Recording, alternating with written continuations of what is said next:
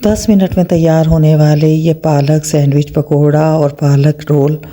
सबसे पहले 4 उबले हुए आलूओं को बारीक मैश कर लेंगे। बाद इनमें मसाले शामिल करेंगे।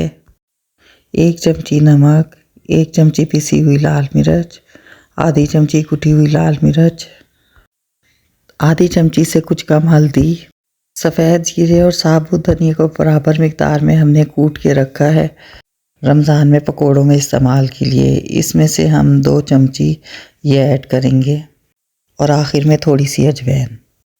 अब थोड़ा सा हरा धनिया बारीक कटा हुआ और हरी मिर्चें ऐड करके इसको मिक्स करेंगे और एक तरफ रख देंगे। एक बाउल में 2 कप बेसन लेंगे। इसमें ऐड करेंगे आधी चमची नमक, आधी चमची कुटी हुई लाल मिर्च, आधी चमची हुई पिसी हुई लाल मिर्च, चौथाई चमची हल्दी, 1 चम्मच भर के साबुत धनिया और सफ़ेद ज़ीरा कूटा हुआ और थोड़ी सी अजवाइन। थोड़ा थोड़ा पानी डालकर इसको अच्छा सा मिक्स करेंगे।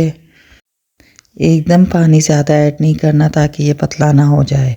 बस इस तरह का मिक्सचर बनाएंगे जो ना तो ज़्यादा गाढ़ा और ना ही ज़्यादा पतला। पालक के तमाम पत्ते हमने धो लिए हैं। इनमें से एक पत्ते को फैला कर रखेंगे और इसके ऊपर आलू का मिक्सचर अच्छी तरह लगाएंगे। बारीक तह लगाएंगे और इसके ऊपर पालक के दूसरे पत्ते को चिपका देंगे। ये पालक के पत्ते का सैंडविच तैयार हो गया है। इसी तरह एक और तैयार करेंगे। इस तरह दरमियान में आलू की फिलिंग करके हम पालक के पत्तों के सैंडविच तैयार कर लेंगे। अब दोबारा एक पालक का पत्ता फैलाएंगे, इसके ऊपर आलू का पेस्ट लगाएंगे और फिर इसको रोल कर लेंगे। इस तरह ये हमारे पालक के रोल तैयार हो गए हैं।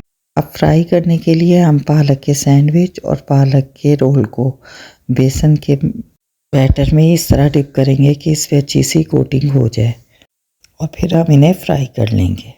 बेहतर यह है कि ऑयल पहले से गर्म हो, हम ये डिप करते जाएं और साथ ही ऑयल में डालते चले जाएं। बस इसके अंदर ये पालक के सैंडविच पकोड़ा ऐड करेंगे।